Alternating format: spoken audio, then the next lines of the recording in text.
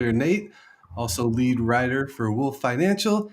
Hope you guys are all enjoying the Sunday and the live stream here that we bring every week. Kay, how you doing today? I'm doing great. Happy holidays. Happy Very holidays. festive.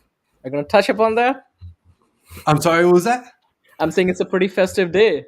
It's very festive. Yeah, I was gonna just let the hats speak for themselves. Sean, how are you doing over there? Yeah, feeling really good. Obviously, got a bit of a different setup this week. Moving house this week of all weeks to do it. So, yeah, I'm looking forward to the week ahead. That's for sure. Your month has got to be crazy. You're moving and dealing It's with been all the good. holidays. Yeah, no doubt. Yeah. And a lot of trading. I know we've been having some active trading going on, so good Yeah. stuff. Quick disclaimer before we get into the live stream. Of course, this is not financial advice. We're not financial professionals. This is for entertainment, educational value only. We do appreciate you subscribing. Make sure you subscribe and smash the like button. And thanks for following on the live stream on X as well. So we'll get into some charts. We've got predictions this week. It's going to be a good time. Let's take a look at what we got. Little festive notes. I love it. Great stuff, Sean. This is good. All right. So last week, got some good action. Any comments? Jump off the page. What were you guys' thoughts last week? I mean, good overall, obviously. Yeah, so for me, it was Tesla. For me, obviously, you can see some other names on there, big moves. But obviously, we'll jump into the Tesla chart in a minute. But I was basically watching that on its own. How about you, Kay? I think everything on the watch list was pretty much in green, right? There was so many opportunities if you were already in the trade. If you were planning to take those trade, I think it might be too late. You might, especially when you're doing options, you might burn yourself because now if you're going to buy those options, call options or put options at those elevated prices. So I'm glad that we were in those trades in the couple weeks before. So basically harvesting those, gains. Look in the bottom left corner. Mhm. AVGO plus 21.76%. That was crazy, you guys. That's $1,000 stock, right? And it just powered all week long. The semiconductors just powered all week long. That's what really stood out for me. Like Nvidia is up 5%, but it seemed like it lagged, right? Like because of the rest of the sector just moving.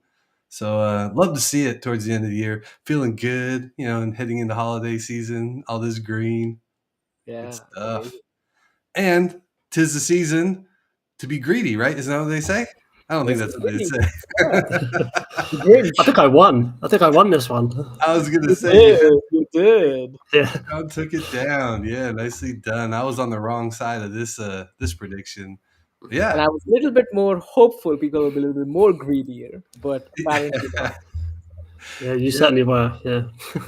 Well, Powell unlocked it for the Bulls, and we saw him running, nicely after the rate decision, and more the speak around just really being dovish. And yeah, I mean, markets look good. You can see it across the board. SPY up 2%, the Q's up 3, diamonds 2.5.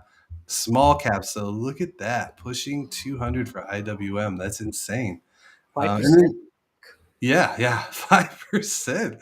And then Bitcoin's doing well, right? Holding above 40 nicely, 42K even. I mean, it pushed a little higher, but everything looking good. Even the VIX down at this 12 handle. I thought that the VIX, dropped. Didn't it drop to 11? Did I see that? It dropped to 1228 at least when I took it. It might have dropped a little bit later. No, I meant midweek. Yeah, I think it ended at Midweek. 12:28. You got that right, Yeah. Kay. It's Yeah. crazy how it's like pretty much flat and there's like no space in the bar chart, right? There's like at the bottom of the channel. Yeah, it's just the volatility is flattened out, so it makes options a little bit cheaper for what that's worth. And yeah, good way to hedge if you are worried about a pullback at all. Volatility is cheap, so yeah, something to note. I've said that for a few weeks now, though. It hasn't really, there's been no need to hedge. So good to see Were it. you quite surprised with Jerome Powell's dovishness? I was quite Yes. surprised. I thought he might come out be a little bit hawkish, considering the market in the last 2 months or so, I guess, month and a half. But yeah, it sounds like he came out wearing one of these hats. But Yeah, Well, we haven't had a Santa rally in 2 years, right? I mean, those yeah, massive Santa rallies. So maybe he's trying to set us up for a major Santa rally before he drops the bomb next year, right? If you remember, right, the last year this year, earlier this year, we had that whole SVB crisis, right? The small banks crisis. and there were a couple new programs that the Fed launched. So it'll be interesting because those banks were supposed to take loans out of Federal Reserve at a much lower rate, or maybe even 0%. I don't know exact details, but those should be coming up, maturing next year, sometime Q1, Q2. So we'll see how that impacts. But he did mention, we'll keep the rates on. We could increase the rates, but I think folks are now anticipating end of Q1, start of Q2, mid of Q2. It's all kinds of predictions floating around. Yeah, I think that the market's priced in a pretty nice year for 2024, which means what I mean by that is you can't have any rate hikes whatsoever, right? So there's no room for inflation starting to pop back up. So that's something I'll be keeping an eye on, is if we see prices starting to creep higher and inflation actually tick higher, I don't think there'll be any patience for that, and they'll quickly stomp that out. So I don't know that that's going to happen. It does seem like things are rolling over nicely and getting a little bit of a disinflation, but definitely not out of the weeds, but looking good, right? So we'll see how it goes. Nice end of the year, though. This is great. I'm glad you guys are right, and I was wrong for the week, to be honest. All right, earnings, wrapping these guys up. I know I'm watching Micron and Carnival. Micron because, I'm always looking at chips and whatnot. And then Carnival because if we do get a nice, strong economy here, I think the cruise lines have already shown their resilience. And while rates are a concern, if rates continue to come down, I think it's just going to benefit these guys in addition to all the bookings they're getting. But yeah, what else? Any comments on earnings this week from you, Sean? Nothing from me. No, you covered kind of what I was looking at. Maybe Nike as well, but I mean, take a bit of a back seat on that one. So Gotcha. since we already get Nike, I think FedEx would be another one I would say to keep an eye on. Sure. Not from like specific stock standpoint, but from just the industry standpoint.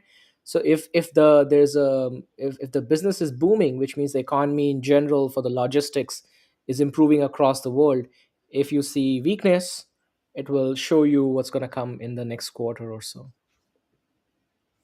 Yeah, stuff to keep an eye on this week. Not too many names, but definitely, worth paying attention to, as always. And then we've got this chart, Kay, the monthly SPDR S&P 500 ETF. Look at that. 2.5% away from all-time high. And people say you shouldn't invest? Like, I don't understand. Look at this. This is where money is made right here. Yeah, that's pretty incredible, though. Like you said, 2.5% away from all-time highs. How does that hit you, Sean? Feeling good about it or more, timid about that? It's pretty much all I've seen on Twitter this weekend is will we see all-time highs? Will we see all-time highs over and over again? I'm just saying, well, of course. I mean, at least I think so. Only 2.5% away.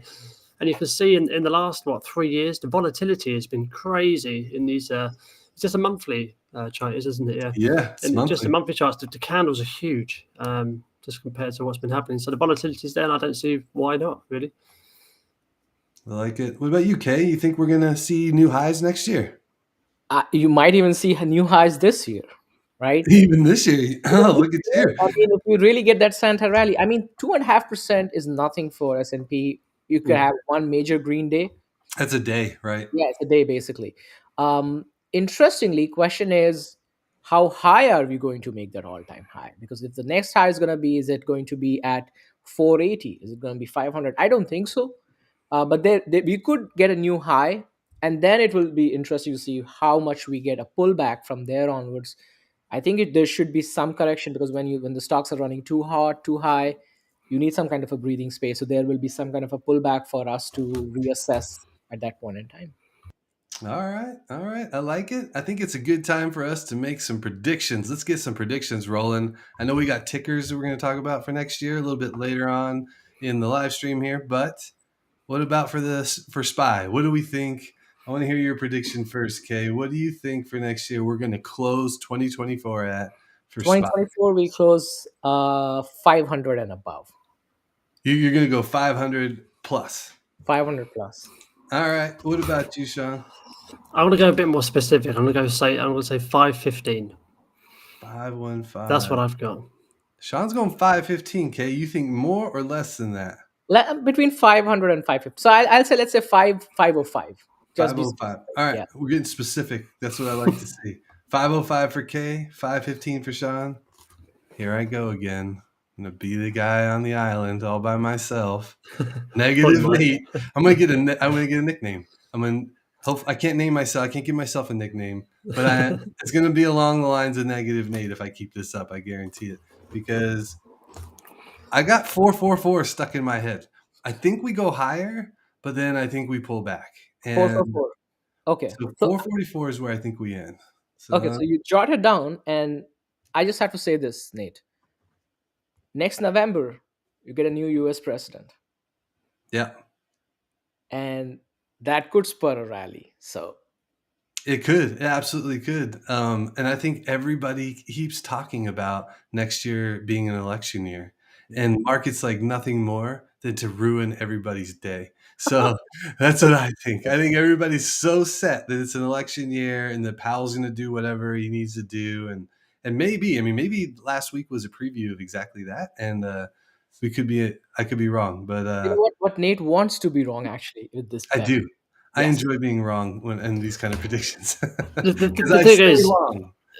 If we get like a euphoric market, we can go all the way up to kind of 560, 570, and then have a large correction, and it will still be above 500. So that's exactly where my thoughts are. I think we can get a really probably a FOMO-ish type rally. They're saying that lots of hedge funds are kind of sitting on the sidelines with all their cash. Where is that cash going to go? It's going to go into the market. The market's going to go up, but then the sell-off maybe into the end of the year, which is why I've gone 515. I think we got pretty high, and then obviously come back down. But that's kind of to both of our points, but less so for you, Nate, because you think it's going to go way down. But yeah, we'll see how it goes. 444 is not too far down, right? Yeah, from 515 to 444, it's not that bad. It's basically flat to down. That's what I was true. Yeah, you're right. I'll let you off. Thanks. All right, good. I don't feel like so negative now.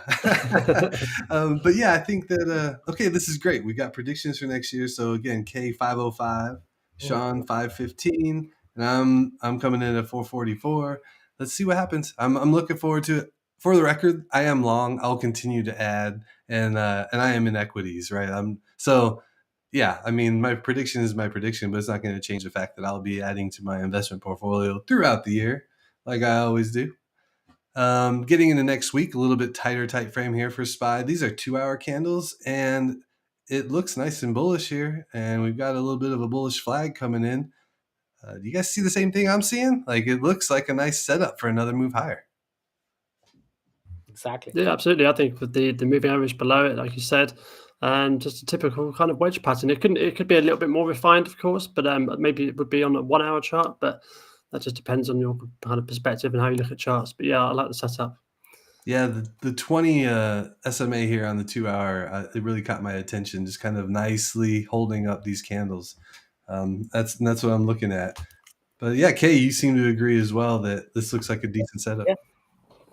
Yeah, exactly. And then the call options, the put to call ratios are at 1.11 on the 21st, which is pretty bullish, I would say, from a SPY standpoint. So a lot of call options relatively. And then by the end of the year, we go up to 2.06. So, but those numbers will change as the week progresses. More contracts will be open. So we'll see how that plays out. Bullish in the very near term, though. That's what that sounds like. I think really we just got to hold right where it's at. I mean, if we can hold roughly this 469 level, then that's kind of the floor, and then we could see it move higher. So we'll see, you guys. I'm bullish though, and then very near term, I told you, I'm definitely long SPY. Yeah, the only thing that I want to mention over here is like we may get a new high. But keep in mind, like by the end of the last 1 or 2 trading days, you will see a lot more tax loss harvesting. You will see a lot of portfolio reallocation. So keep that in mind, because you may get a Santa rally, but you can still see some kind of a pullback right around the last 2 days or even the last trading day of the year. So just keep in mind if you're trading, especially during that time frame. Yep, all good things to consider. And the Qs, look at this nice channel that started at the beginning of the month and just continuing to power higher. And we've been talking about this, right, Sean? I think you pointed out that the Qs just look good, where SPY was kind of in this questionable spot and now is obviously breaking higher. The Qs have just continued to look strong. They're doing it. Feels a little bit more volatile than what it looks like there. That looks like kind of steady and kind of going up. But it feels sometimes when you're trading that it's a lot more volatile than it looks, which I guess you get with the Q generally, don't you? It's tech, so it would make sense. But no, overall, really nice trend, and I think it looks much healthier than the SPY. But I've been saying that for months. I think we all have, really, haven't we? Yeah, no, and you've been right. I mean, this is the 2-hour candles again. I like to zoom in for this next week, and it just kind of bounced off of that 388 level and just started climbing higher. And we've got the 20 SMA here sliding in underneath again, similar to the SPY on the 2 hours. So I'm looking for, if we do get a pullback for 397.75 to hold up, but it just looks good overall. And maybe if that trend line breaks and the 20 SMA on these 2-hour candles breaks, then maybe cause for pausing. But yeah, overall, just continued strength here. What would you add? Just last a quick point here. So on 1228, the put to call ratio is 0.99, so very bullish, right? Oh, wow. But on 1229, which is the last trading day for QQQ or for the stock market, it's 1.99. So you have a lot more hedging going on. You have over 525,000 contracts expiring on that day versus only 264K call options. So 525K put options and 264K call options on the last trading day of the year for QQQ. I can't believe we're already there. Yeah. All right, let's look at Tesla. We've been talking about it. What do you got, Sean? We have a break of a wedge, and you can see that quite nicely there. The candle came up, and you think, oh, actually, it could pull back down on the Friday and obviously come back within that wedge. But no, we got a nice little break. And we'll see where it heads from now. But obviously, the first target I've got is 257. We spoke about it last week a little bit as well. I think, Kay, you like 257 as well.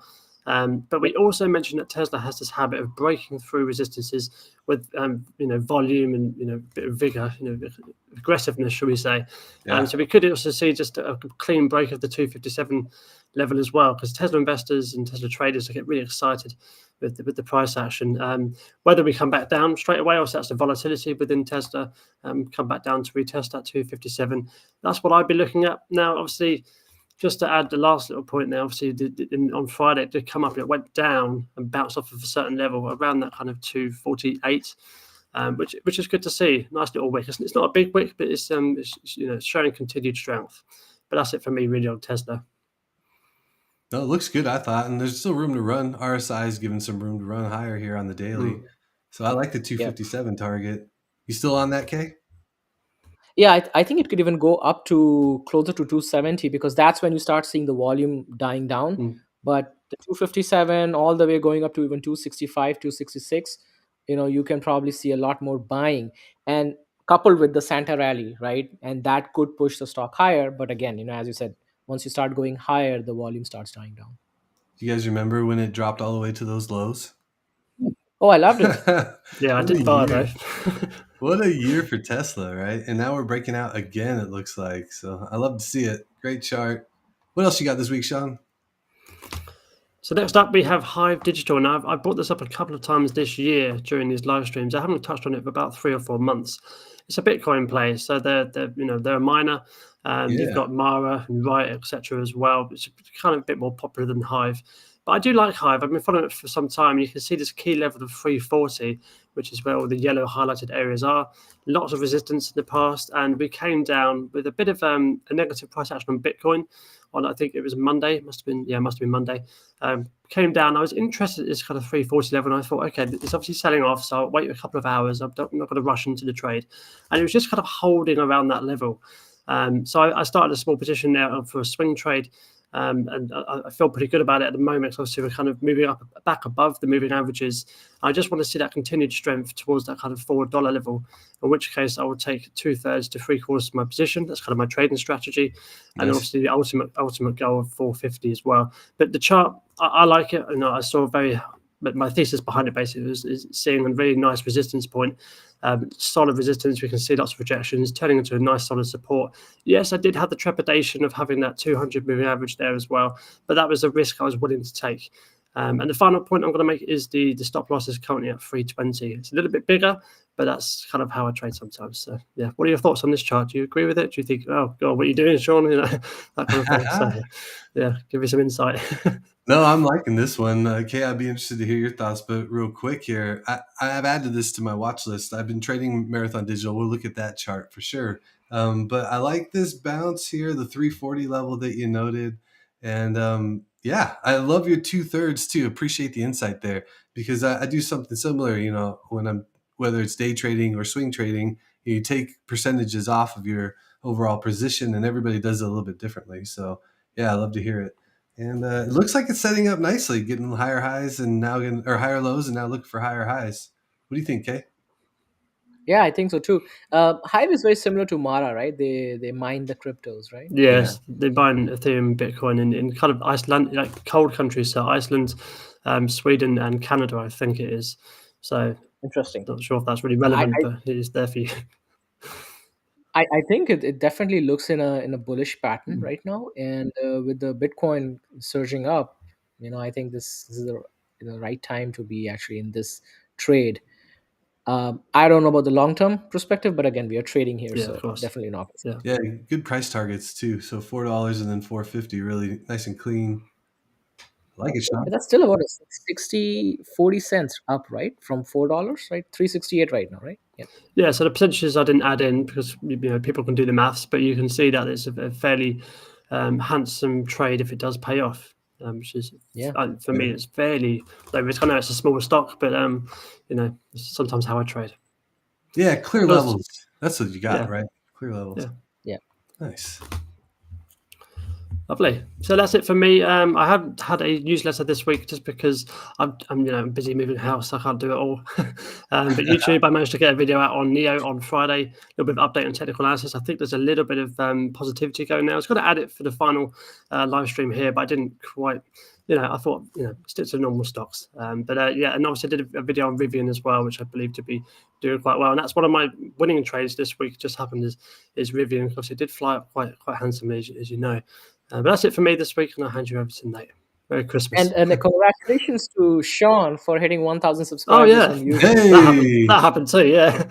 No, thank you. Love to see it. All right. Yeah, be sure to subscribe to Sean on YouTube. We'll keep it rocking to 2,000 in no time. And yeah, you've been posting a ton of videos, and the Rivian trade was huge. If you guys missed out on the Rivian trade, check that out. Absolutely nice week, Sean. And good luck with the moving. Hopefully that's quick and painless. I'm sure it will be. It's only down the road, so it's not too bad. Nice. It's not like in America where you move states. I'm just a couple of roads down. So. Nice. All right, I love it. Let's jump some more charts. We got DraftKings. I'm going to talk about DraftKings in the year because it's been one of the two stocks that's been the kindest to me, right? So that's why that's what I'm pulling up today. DraftKings, just bottom left, upper right all year. I think we're finally getting to that point where it might be moving sideways for a stretch, and because it's just been so extended and had such a great year. This $35 level is what I'm watching. It's kind of holding up, and you can see the 50-day moving average sliding right up to that 35. It's kind of what I'm predicting here, and that might hold as support. And if it does, okay, I think you know what I'm thinking here. Cash secured puts, buddy. Yeah, right at that $35 level, you can continue sell those CSPs and collect and collect and collect. So if you're long DraftKings and you want to collect some cash, it's looks like the $35 level might show some support and give that opportunity. If it doesn't, the next moving average I got is 150, which was respected nicely back in November. And that looks like it wants to slide up right up to another support level at about $31. And that would be my next level of support. But what do you think, Kay? Does that seem like a decent options trade? Oh, we lose Kay. I was on mute. I was talking. I was like, yeah, this looks amazing. Oh, nice. especially from an option standpoint, right? I really like, because I think, Nate, you and I, we are more like a range trader, right? We like to trade in the range. Like Sean likes breakouts. Yep. And breakouts is not the best thing for options trading, especially when you're doing CSP and covered calls, because the options get called out. But this is exactly what we are looking for, right? Yeah. We need to have these defined levels. And if it breaks the first level and we get the test for the next level, that's when you enter the trade specifically for those CSPs. And listen, after that, you just do a wheel strategy, keep churning that cash. Exactly right. If you get in and then you start selling covered calls at the top of the range, which right now is about 40 for DraftKings. So something to keep an eye on as we churn out through the rest of the year. It's just had such a great year that even if markets rally, I could see it just kind of hovering in this range. So I wanted to highlight that. And Sean, did you ever trade DraftKings this year? I don't remember if you did get in on this trade. No, I did a couple of day trades kind of in the middle of the year, like summertime, but I haven't really held it as a swing. I'm a bit gutted about that, actually, because obviously you mentioned it yourself, good run for the stock this year. And I've been saying about kind of gambling generally, it's a sin stock, and it's inevitably going to take off, I think. And I think the price action I'm seeing now is, like you say, sideways action until the next earnings report, dare I say it. And in which case we might have another stair stepping upwards, and I might think about position. But it's just one of those that I keep thinking, it's a good idea to get into, but I just never do. Those stocks that everyone has those stocks. Yeah. And you just see it go higher and higher, and you're just going, well, there's always other stocks, isn't there? So. And it isn't that the season for drafting is coming up, right? With the football coming up, the football fantasy football coming up. Yeah, right? I mean, we're in the middle of the season. Then you're gonna have the Super Bowl in February, March Madness for hoops in March, right? And you've got Premier League in full swing right now. Like there's lots of stuff going on in the sports betting world, 100%. So revenue should look good as we head into February. And they've been adding states that they're able to operate in throughout the year. More so at the beginning of the year. I think they grabbed New York either at the beginning of this year or last year. I don't remember exactly the timing. But yeah, lots of positive movement. So I'm still bullish long term. And I'll leave it at that for DraftKings. But good stuff here. Next one, Marathon Digital. I don't have really a big trade to call out moving forward here, but Sean, just like you've been talking about with Hive, I do think with Bitcoin moving higher that there's a continuation possible here. And but you can just see, I just wanted to celebrate what a great year this was. So we talked about covered calls and collecting cash at the earlier part of the year, really mid-year over the summer. Kay, you and I talked about that quite a bit, and just printed money when it barcoded there. And then got out, luckily, before this, actually closed out. I shouldn't say got out, closed the cover calls, and then enjoyed the run up. I did enjoy too much of the run down and gave up about half of that. But then got back in here on the recent resistance break and rode this all the way up. Just took profits at about 15, 16. And I'm actually out of the trade, and then it continues to power higher. So just been great. Printed money all year with both DraftKings and Marathon Digital. So just want to bring these guys up. And I've been enjoyed talking with you guys about these trades all year. It's been great. Yeah, I just have one comment to make here. And this is not for Mara. It's for every stock, right? Every time you get out of a trade, the stock runs up. This is some kind of like an irony, right? Regardless of which stock you will never sell at the top. It's going to be a very rare scenario that you sell at the top and you get at the bottom. You're always off by a few points. Always off. So. You feel the same way, Sean? Yeah, it's one of those things in trading, isn't it? You just have to kind of move on from it. You lose more money trying to hit the top, right? Yeah. That's why I gave up 50% coming back, because I kept saying, well, looks like it's finding support. And then it would sell off another few bucks. And like, oh, wait, I think this is more support. And I've already have all these gains, and I gave some back. So, you just got to take your profits and get out sometimes. You know what? And also, I think the discipline that you guys talk about, right? So if you do your 2/3 of your, you just sell 2/3 based on the profit levels that you want and let the 1/3 run. Yeah. Use that as a runner, right? The way I do it is I take out my principal amount and I let the profits run. So even if I lose, hey, I did not lose my principal amount, at least on the profit side. So everybody, as you said, everybody does it differently.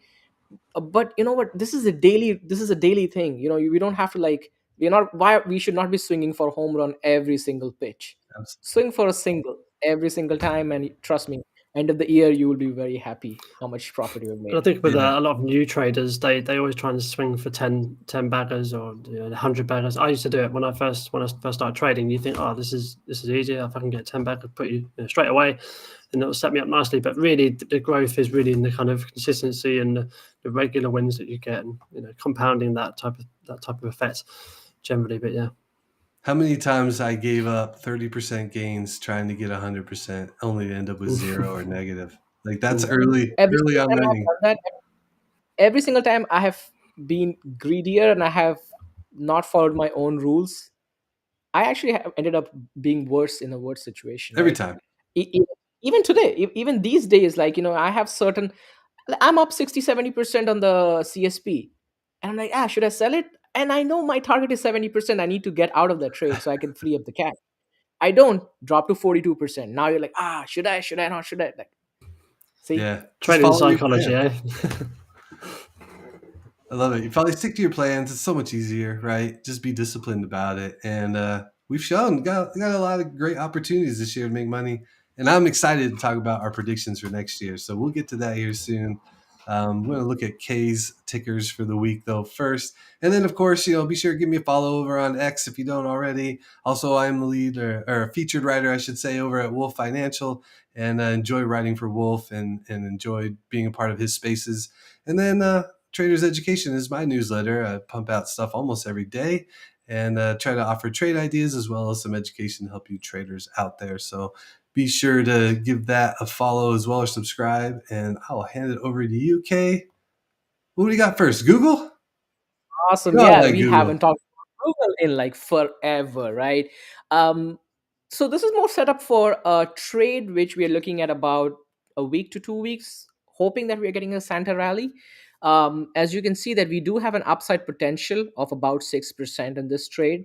And the reason is because you're going to pretty much hit that 141 as the resistance level, which it hasn't broken from a while now. And also the volume profile, the volume really dries up as you start hitting 141. We do see there's an uptick in volume, and we do see there's an uptick in RSI, and that's the hopeful part. And especially, even though the 20-day moving average is started to curl a little downwards, in the last 2 days a lot of movement has happened, and we saw this major dip, especially when they announced the whole Gemini and Bard integration. And again, I feel like the AI is coming back into the picture with semiconductors popping back in with AVGO 21%, Nvidia, AMD all making those moves up. I think eventually Google will start picking things back up as well. So I'm looking at a potential of about 6% from here onwards for this trade. If we get at this point in time, I do have a couple options trade open at 130, and I'm probably going to be closing them. Right now I'm in profit, but I plan to close those trades around 60-70% profit. I would say 65 is my target level, and then we could actually see the 141 in the near term in the next couple days or so. I am bullish Google, and I like getting opportunities to add. That's what I'm kind of seeing recently. How about you, Sean? Are you bullish Google? Looking at the chart, not really, just because of the two moving averages that are acting as resistance. I think this one needs to reclaim it quickly in like the next couple of days. Get back up to that kind of 135 level, and just stay above there, close above there, really nice strong close if possible, and then move on to, obviously, like you said, 6% upside to 141.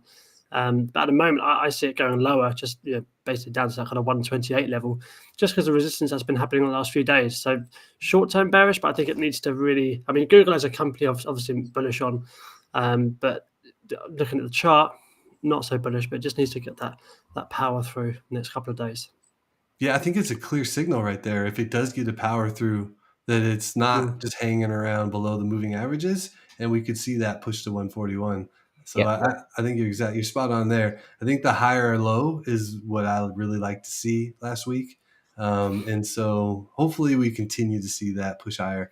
And that's what I'll be watching. I don't want to see it get anywhere near 130 or below. Yeah, otherwise, exactly. 130 is a very critical level, actually, because there's a lot more open interest at 130 level as opposed to And what I have also seen that I think coupled with your Santa rally, if you do get that Santa rally, you will probably break that moving average for Google, because it just has like an effect with all stocks.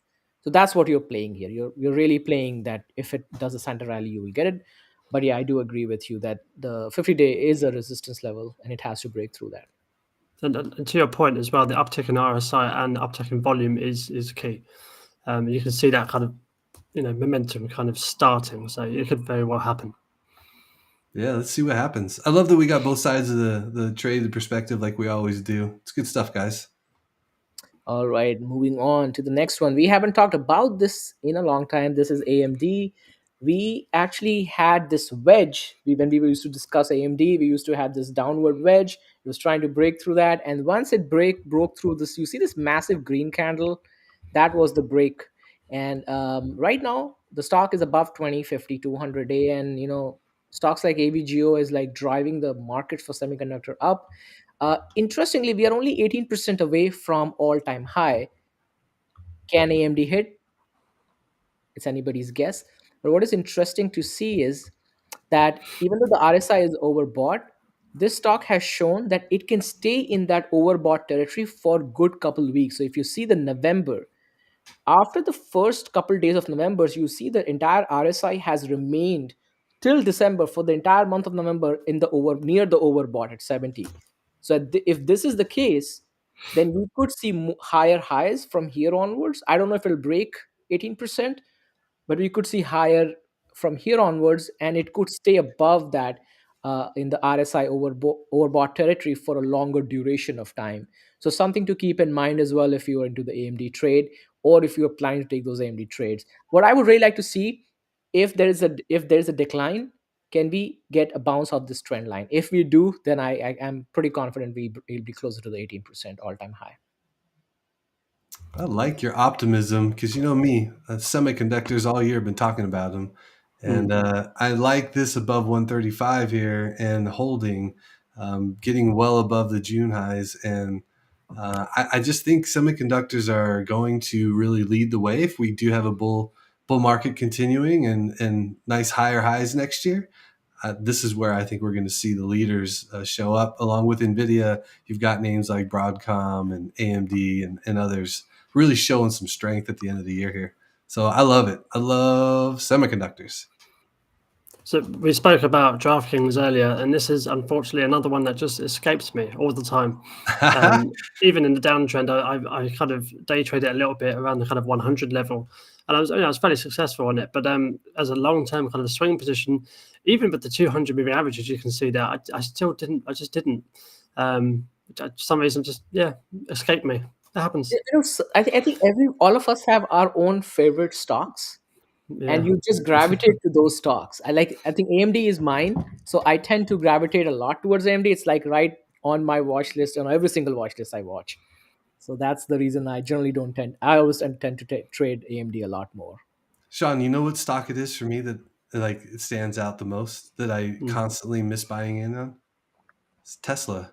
Like the worst stock to miss out on. The worst. Like I miss out and it's like, oh yeah, it's only up 150%. It's fine. It's fine. Yeah. That's good. We're good. Any trade, not Tesla, man. That's bad. Everyone has those stocks. Oh man. I'm like, nope, it's going lower, and then off it goes. So anyways, good stuff. I love the conversation. AMD, let's see it rip higher, Kay. I want to see it. Should we get to predictions here in a bit? Yes. All right. So you can find me on X as well. I do have a YouTube channel. A lot of interesting stuff going on in that. Especially make sure you subscribe to the channel. There's a lot of interesting content coming up in 2024. And I will be picking back up my writing as well. So you can catch me on Substack as well. So you'll see a lot more exciting content for 2024. So with that said, let's jump straight into the next section. That's the most exciting one. It is, and I love the charts this week, Sean. Like quality job on the holiday decor. And now the 2024 ticker challenge. Kay, I think you're up first. No, actually, we have Sean up first. Oh, we have Sean up first. Sean, over to you, sir. It's me up first. So next year, I'm looking at clean energy, and you can see this with the ticker symbol ICLN in the US. And INRG in the UK. The reason I mentioned this because I did all the research in ICLN, all the chart and everything, and then I went to have a look at it on my broker, and I thought I can't even buy it. So I thought I can't bring this up if I can't buy it. But it turns out INRG is literally exactly the same. It's just a different currency. So I can still invest in it, and I will do, obviously, because I'm a man of my word. So we'll have a look at the chart here. Obviously, you've got a lot of things on the chart. And we can see an overall trend line coming down from basically the start of 2021. And, we know that because it was the top kind of holdings of First Solar, Enphase, VWS, Chinese company as well, and SolarEdge. And obviously, we all know that this year has been a particularly horrible year for those kind of companies. And I think with the kind of interest rates, kind of potentially being cut in 2024, in March. I don't think it'll be that early, but probably like the mid of the year and possibly towards the end. But regardless of that, the stock market is forward looking, tends to be kind of 6 to 12 months forward looking. And that's my kind of thesis to this trade, really, in a nutshell. In the bottom left corner, we've got the monthly. You can see the kind of red highlighted areas just. And that kind of corresponds into kind of the bigger chart that we can see at that $13 level. And we can see that's a massive resistance, in the previous years. And I think we've just bounced off of that, and I think we could see a nice retracement, really, from a longer term perspective. You can see, it's gone all the way up to kind of $35 there. So just a retracement back up to some sort of level would be great. We do have a bit of a zone here at 1775. That's kind of the first, tough point to get through, alongside obviously the trend line coming down. But I believe if we can break all this resistance, obviously it's going to be tough. I think we can sit on a nice path towards those kind of green and yellow lines. And that's kind of my thesis towards this. So I'm going for 40 to /50%. So I'm hoping to blow both of your socks off with this one. So I do apologize if it does come off. But yeah, I'm going for this one, and I'm sticking with it. And I'm going to obviously invest in it myself as well, just to kind of reinforce that thesis and kind of drive towards this 2024 pick. That's it for me, really. Obviously, there's some top you can screenshot. You can read this for the viewers. But yeah. I like this a lot. So ICLN or INRG, because we are truly global here at the Trading Triangle. And I really like your points about interest rate cuts being a big tailwind, or it will benefit these stocks, First Solar in particular, right? I was like really hot on First Solar at the start of the year, and it just cooled off. But now we're getting into an environment where I think it could really rally again. So this is interesting, and you're going to feel good about it too if you get the win and you're investing in clean energy, right? Like this is a win-win. Exactly right. Exactly. I was going to pick Enphase or First Solar as a company. I thought, no, I'm going to step it back a bit and take a bit more of a broader look. Maybe probably a little bit safer, I suppose, is what I'm looking at. But yeah, I believe this to be quite good. For me, it's not financial advice, but I like this one a lot. For me personally. Sorry, Kay. No, this is perfect. I mean, I think a target of 50% growth from 13 to about 23 or so. I think that's a pretty solid move, I would say. For next year. So I mean, looking forward to you beating us on this one. We'll see. I like it, and I like the 50% target, and you'll see why. Because my pick this year is Snow, ticker SNOW, and cloud-based platform. And really, though, me, I'm big on charts, and so there's a lot of fundamental reasons behind this. Like revenue is just increasing crazily quarter over quarter and year over year. Earnings per share and everything's just positive and trending in the right direction. They continue to beat every quarter recently. So love to see all of that. But this is a weekly chart, you guys. This is how long we go all the way back to the summer of 22. And it's just been consolidating, right? Like the longer the base, the wider the base, the higher the rise. And that's what I'm banking on here, is that 205 level for Snow is broken. Even could be the end of this year, start of next year. Expect a retest, and then we continue to push higher. And I'm targeting 300. So doing the math, Sean, 200 from now up to 300, that's 50%, buddy. So yeah, right there with you. So that's imagine if we all hit 50%. That would be awesome. In fact, that's the real goal, is we all hit 50% and everybody wins big next year. That would be great. We've got this increasing. The only thing I'll add here is the trend line on the bottom. We've got higher lows, and it's just continuing to tighten up, which shows buyers are stepping in at higher and higher prices. So I really like this one. If we can break 205, throughout the rest of the next year, if markets continue to power higher, I'm looking for 300 as the price target for Snow. So let's see what happens. That'd be 50%. So again, I really like that price target. And if it really gets crazy, it's hit 400 twice in the past or near it, right? So that would be nuts. That is not my price target, but that would be nuts. You like this one, Kay? I love it. And you'll know why I love it. And once you get to my stock. Nice. I'll hold off on that. And Sean, what about from a technical perspective? Does this speak to you at all? Of course it does. So you know me, I see a resistance point. I see a resistance support for a breakout. So yeah, I've been looking at this. I've written it down already. So 205 for Snowflake is one of those key levels for me to be watching, especially in the early parts of next year, or maybe even this year. You know, could see it this year. Yeah, I think Santa Rally may push it back. It's going to be a tricky one, but if it does, then you probably can see that breaking 205. I'm looking forward to you guys. So, all right. So we've got first clean energy. Now we've got cloud-based snow. What's next? It's a cloud-based identity management software, right? So why did I choose Okta? And we haven't talked about this particular stock. The stock was trading at 294 back in 2021. We are down 70% from that price point. Massive decline in shareholder value. But what I like about this stock, and it's a little bit, I'll give you a little bit of the background on the financials and a little bit on the fundamental side. Okta is operating in a $80 billion total addressable market, and they have a very tiny share at this point in time because that addressable market is dependent upon a lot of digital transformation. So companies and big enterprises, small enterprises, medium enterprises, they're moving away from their on-prem to cloud-based. So as they move to cloud-based, all the different applications that they have, they need to be able to have a single sign-on so that you put a username password once and you can log into multiple applications. So they do a lot of that stuff. Interestingly, they are the market leader in the identity management solution ahead of Microsoft. Can you believe that? And the main reason is because Microsoft has a very good identity management system for their applications. It's perfect. It's great. Right. They're not so great when it comes to other applications.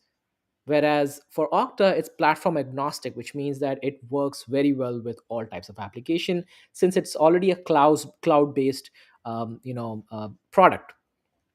Now, just getting into a couple quick financials over here, and then we'll touch the chart over here. So consistently, they have been beating the EPS and revenue since 2019. And that is what I love to see in any company is how well they predict their revenue. It doesn't matter whether it's going down or going up. When they predict something, do they hit it? And they have always beaten it since 2019. So that's very good credibility. This company brings about $584 million every quarter. So you're looking at almost $2 billion in revenue for the year. And next year is going to be actually larger than the $2 billion. 15% year over year growth, even though we had such a drought year where companies are cutting costs, they still grew 15%. Their gross margin is 81%. So generally for software companies, what ends up happening is that 80% is a good gross margin for profitability. They are 81%. So they are above the average, and hopefully they improve further on. They also have a revenue growth of 21% coming up next year and free cash flow margin to improve. Those are positive signs for the company. Last, 18,000 plus customers. That's a pretty big number with over 4,000 customers bringing over $100,000 in the contract value. So those are all financials, fundamental analysis. But let's touch upon the stock itself. The stock was trading at all-time low. Most recently in November, it hit about $44. And most recently in November, the reason that happened was they had a breach in that there was a hacker breach. And they patched it up and everything was fine, but the stock rate took a beating. Now, right now, the stock has this little bit about 85 or so. That's where they're targeting to be a resistance level. But you see this massive candle in the last couple of days. It has really pulled the stock above, right? So everything is pointing in the right direction. Now, the price target right now is about 120. So you're looking at about a 35%. I would be targeting closer to about I would say a little bit lower than 120. So I'm not targeting 50%. I think anywhere between 30% to 50% would be something that I would love to get on this stock for next year. That is my target. And currently the stock is still below almost 47% below their 200-day SMA after that massive fall they had. So something I'm targeting not just for trading for next year, but also building into my long-term portfolio, considering the SaaS companies are really very good in bringing profitability once they become profitable. So that's my stock.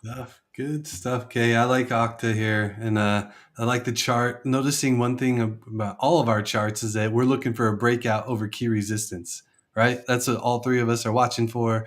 Make sure you're paying attention to those resistance lines, and then if we get through them, then you know what to do. And if we don't and it rejects, then you know the trade's not there. So Great picks, you guys.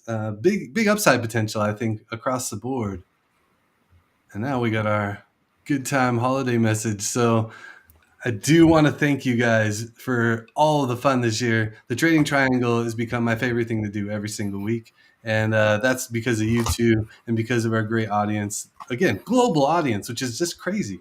And I'm having a good time of it. So, to head into this week and into next year, I'm just going to kind of stick with what I've been doing because it's been so much fun and it's been working. Right. So I'm going to trust the charts. I'm going to talk to my network and work with fellow traders to get good ideas and bounce them back and forth off of you guys and others, and come to my own consensus, my own conclusion on things, and just kind of trade the charts and trade my plans with discipline. And if I can continue to do that, I'm going to continue to build, great friendships like I've got with you guys and continue to make money. I mean, what else could you ask for, right, in 2024? So that's my goal. I hope everybody's doing the same kind of stuff next year. What would you add, Sean? I know you always got good things to say. Yeah, I think I can speak for all of us. We've improved as traders as well in this last 12 months, and I'm looking to kind of improve that improvement. If that makes sense. Grow more confident within the charts, within doing live streams as well. But yeah, no, thank you to both of you too, because you made my trading journey much more fruitful, I suppose I want to say. Nice. I'm not too sure how to really explain it, but yeah, it's been really rewarding, and I look forward to continuing it in 2024. But make sure you subscribe. We haven't said that a lot today. Oh yes. So Kay, bring us home. Yeah, be sure to subscribe. And then, what do you got to say here, Kay? How are you closing out the year? I think Trading Triangle was the highlight for the year, right? Trading money, all that was, you would probably do it regardless, right? But I think for me, being in this group, this community has been, I guess, the most rewarding experience, number one. And we started back in February, and how far we have come along. And that just shows that, we have all improved. I remember how bad my charts used to be. Now it's better. It's not bad anymore. So it's better. It's not as good as Sean. We helped him. We did. So all I have to say that very grateful for both of you and the audience and the love we are getting. With a lot of folks reaching out to us for ticker requests and stuff like that. So very happy. I think a lot of exciting stuff for 2024 as a group for us. We will be taking a 2-week break, so everybody goes rest, enjoy, relax. And we will be back in 2024. So with that, I would wish happy holidays and wish you all a happy and prosperous 2024. Yeah, Absolutely. Happy New Year to everybody. Have a great couple of weeks trading, closing out the year. And hit us up on X and YouTube and check out the newsletters. We'll be active. We're still out there. And we'll see you in the new year. Yeah. Take care, guys. Merry Christmas, everyone. See you later. Merry